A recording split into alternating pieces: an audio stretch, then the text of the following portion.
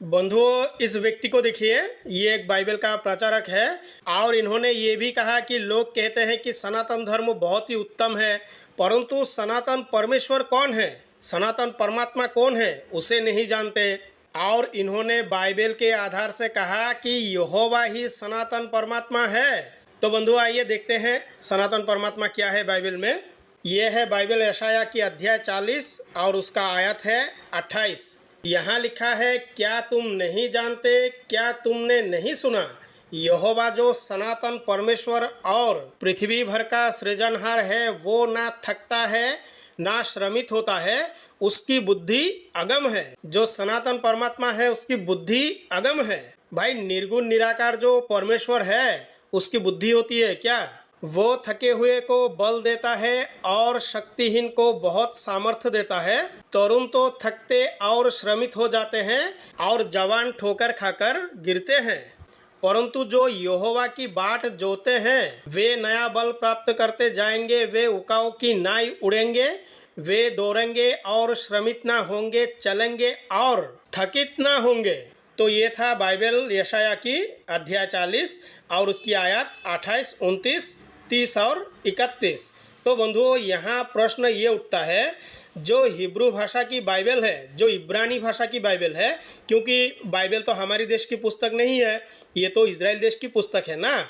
जो हिब्रू भाषा है भाई, उसमें से सनातन शब्द दिखा दे और सनातन परमात्मा का लक्षण क्या है, परमात्मा का गुण क्या है।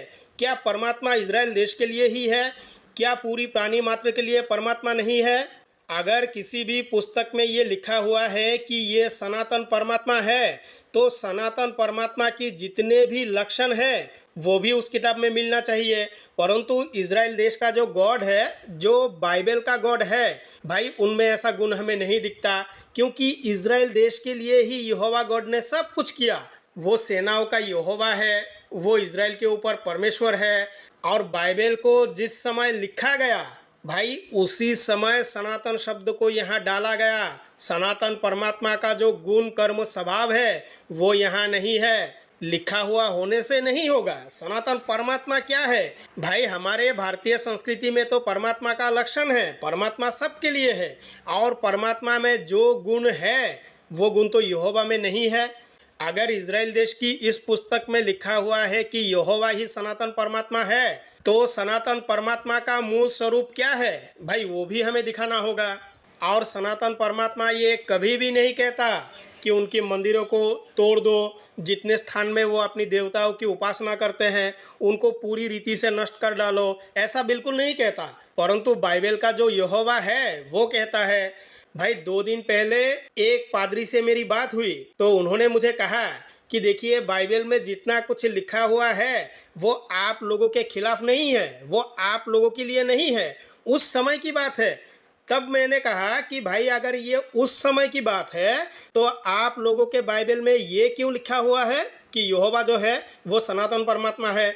कोई जवाब नहीं पादरी के पास। तो इसी तरह से इन लोगों ने घर वापसी कराने के लिए परमेश्वर और सनातन परमात्मा इन शब्दों को अपने पुस्तक में जोड़ा।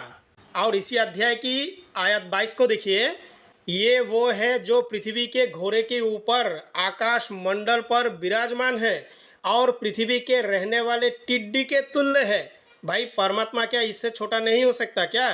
जो आकाश को मलमल की नाई फैलाता और ऐसा तान देता है जैसा रहने के लिए तंबू तना जाता है, तो जो आकाश है, जो स्पेस है भाई, उसको भी तंबू की तरह तान दिया यहोवा ने।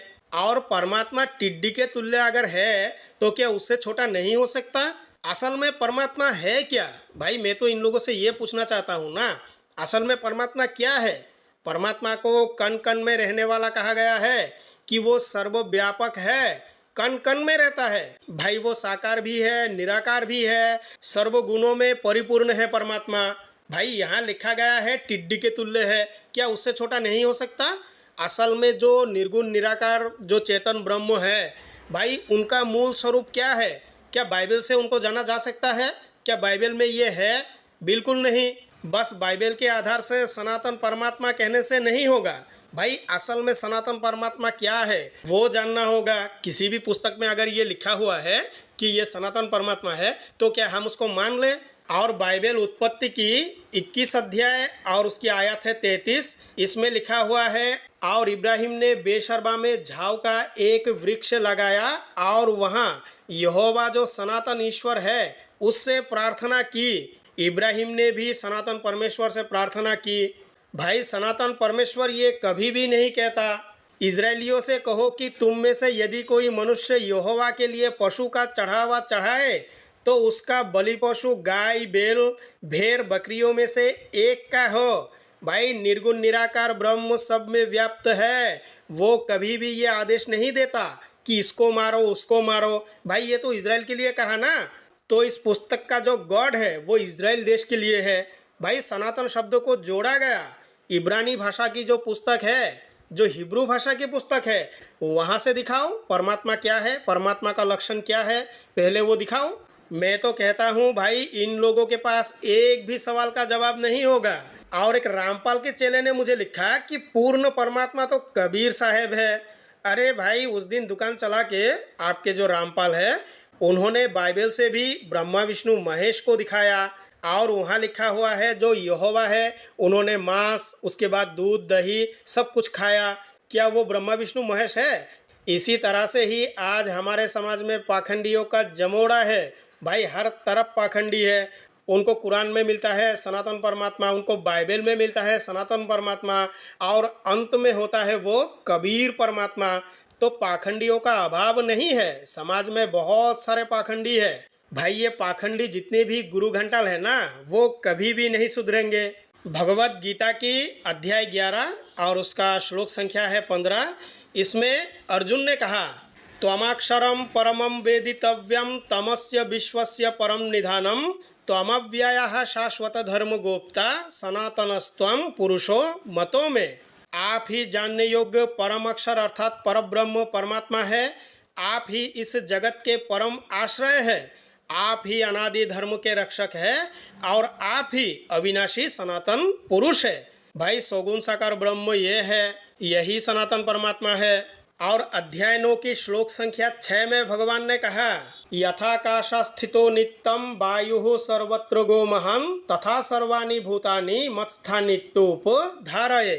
जैसे आकाश से उत्पन्न सर्वत्र विचरने वाला महान वायु सदा आकाश में ही स्थित है, वैसे ही मेरे संकल्प द्वारा उत्पन्न होने से संपूर्ण भूत मुझ में ही स्थित है, ऐसा जान। यहोवा ने जैसा कहा, आकाश को मलमल की नाई फैलाता और ऐसा तान देता है जैसे रहने के लिए तंबू तना जाता है। भाई, यहोवा को ये भी नहीं पता कि आकाश है क्या। इसीलिए सनातन परमात्मा ने कहा, यथाकाशा स्थितो नित्यम वायु सर्वत्र गो महान। तो बंधुओं, खुद विचार कीजिए सनातन परमात्मा क्या है। और किसी भी पुस्तक में अगर ये लिखा हुआ है कि यही सनातन परमात्मा है, तो क्या उसको माना जाएगा? जो सनातन परमात्मा को परिपूर्ण तरीके से नहीं समझा सकता, वो परमेश्वर का ग्रंथ है ही नहीं। तो बंधुओं, वीडियो को लाइक करें, शेयर करें और हमारे चैनल को ज़रूर सब्सक्राइब करें। धन्यवाद।